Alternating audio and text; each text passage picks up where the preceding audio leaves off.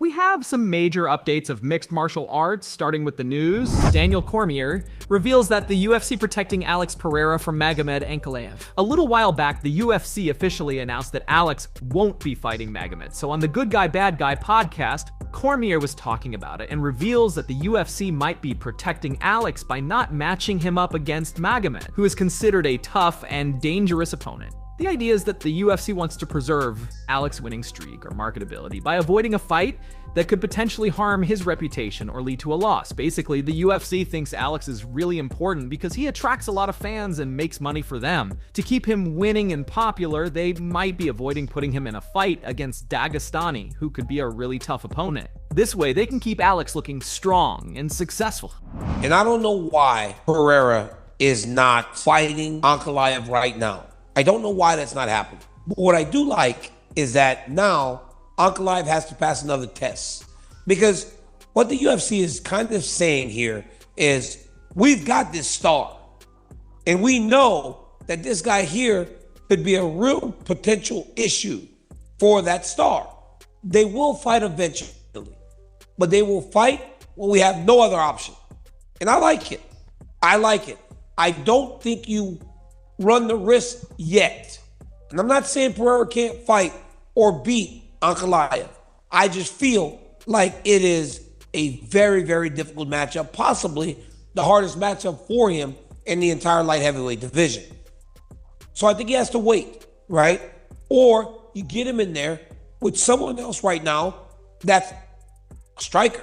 Because all these strikers, he's just knocking out left and right. And every time he does that, Chael, his star just shines brighter. So maybe that is what happens for Alex Pereira. But I'm very rarely surprised when fights get announced. But I remember sitting in Manchester and they said what UFC 308 held. And when I saw Rakic taking on ankalaev, my jaw dropped. I was like, they actually did it. Like sometimes you got to protect that golden goose a little bit. And that's kind of what it feels like. Anthony Smith versus Dominick Reyes booked for UFC 310. I saw that MMA journalist Alex Pereira broke the news. They haven't announced the exact date or where it's happening yet, but the UFC usually does their year-end event in Vegas. Smith is coming back after losing to Roman Dolidze in June, and he's been struggling lately, only winning 2 of his last 6 fights. This fight with Reyes is super important for him if he wants to stay in the title conversation. On the other hand, Reyes just ended a 4-fight losing streak by knocking out Dustin Jacoby, and he's looking to get back to his old form after almost beating John Jones for the title back in 2020, and the main event for UFC 310 isn't set yet. But there's some buzz about a fight between Conor McGregor and Michael Chandler possibly happening. Tom Aspinall has some words for Stipe. On the latest episode of Fight Lab, Aspinall criticized Miocic by saying, "The guy needs to be Joe Biden, mate. He's too old. No one's that interested anymore." We need to get Stipe out of there. Let's be honest, like, the guy's 43 years old. He's had a 4-year layoff, and his last fight was a knockout loss. Granted, he's an absolute legend in the sport of MMA. He's the best heavyweight ever, like, statistically. He's the best heavyweight ever, but the guy needs to be pulled out of the race. The guy needs to be Joe Biden, mate. He's too old. No one's that interested anymore. And I respect Stipe a lot. Pull him out, stick me in. It's right though, isn't it? It is right. Get Joe Biden out of there, stick me in. Islam reveals he wants to see John Jones versus Tom Aspinall. He points out that while Aspinall has successfully defended his interim title, he has yet to win the real title, which makes it essential for him to fight for it. Islam praises Aspinall as a very good, young, and hungry fighter, highlighting his potential and eagerness to succeed in the sport by calling Aspinall one of the most dangerous fighters in the world, plus underscores his belief in Aspinall's skills and capabilities, advocating for him to have the opportunity to prove himself against a top competitor like Jones.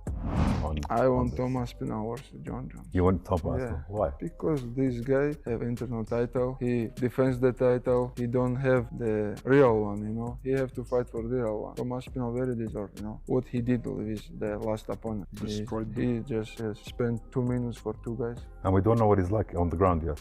I know Tom Aspinall very good, still young, very hungry. I know this guy is one of the dangerous guys in the world right now. TJ Dillashaw responds to Anthony Smith calling him a juicehead and a cheater. So TJ Dillashaw's been really laying into Anthony Smith lately. After Smith lost that fight to Roman Dolidze, Dillashaw went on a podcast with some other UFC vets and basically said Smith doesn't have what it takes to be a champion. In response to this, Smith clapped back on his own podcast, bringing up the fact that Dillashaw got busted for using PEDs a few years ago.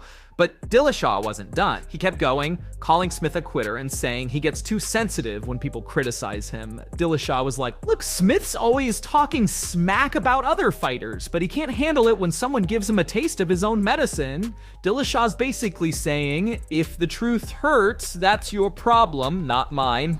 I know TJ's under attack right now from a lot of people on the internet. And he should be. He talked about our boy Lionheart, man. Long story short, I don't know what his problem with me is, but I don't know why I allowed it to upset me so much. Like why I let someone like TJ Dillashaw upset me so much. Anybody who's been accused of cheating their entire career and been caught taking performance enhancing drugs and been a juice head his entire career and is like not in the testing pool, so we all know exactly what he's doing. But I didn't say nothing bad. All I said was he's not going to be a champion. That's bad. What do you mean? He lost, and he lost to a guy that wasn't even near the top, and he didn't look very good. So why am I going to sit here and think a guy's going to be a champion when he lost, he gave up? Bro, you guys asked me a question if I thought he was going to be a champion. I said no. And then you're like, why not? It's like he gives up. Like he doesn't have that fight. He doesn't have that dog in him. I mean, but dude, the guy's got to sit there and be like, why are you going to have such, wear your feelings on your sleeve? I mean, he sits there and talks shit on people on broadcast all the time. I'm no stranger to it. He said some shit about me. It's like, whatever, dude. It's like, that's just how I feel. And if you don't like it, if the truth hurts, too bad.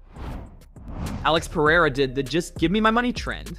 The only thing I want to see. Just give me my money. Hey. Just give me my money. Hey. Just give me my money. Hey. Just give me my money.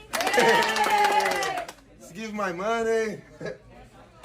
Oh, did you know? Huh? Yeah. Caiu. Another video of Alex has surfaced where a fan meets him but forgets Alex's name. For a moment, the fan gets nervous, but by the end of the video, everything turns out fine as Alex himself tells the fan his name. How far are you? My name? Hold on, bro. I know him because my name? he's been kicking everybody's ass. Alex Pereira. About me. Who am I? Junior dos Santos, baby. Junior dos Santos. Hey. Wow, dude. This is awesome, bro. It's awesome, you guys. Verdun. Quem sou eu? Who am I? Quem sou eu? Who am I? Junior dos Santos, no? Chama. Verdun. Pereira. Yeah? It's awesome meeting these guys, man. God bless.